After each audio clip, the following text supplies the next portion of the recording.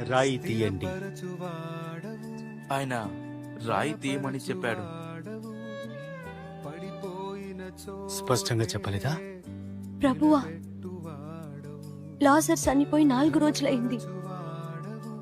ఇప్పటికే ఇక్కడ ఎక్కువ వాసన వస్తుంది. మార్తా, ఇది చిన్న విషయం అని నీకు తెలుసు. నమ్మితే నీవు దేవుని మహిమని చూస్తావని చెప్పలేదా? ఇప్పుడు విశ్వాసమే నీ ప్రాధాన్యతగా ఉండాలి. నేను మీతో మరలా చెప్తున్నాను, ఆ రాయి తీయండి.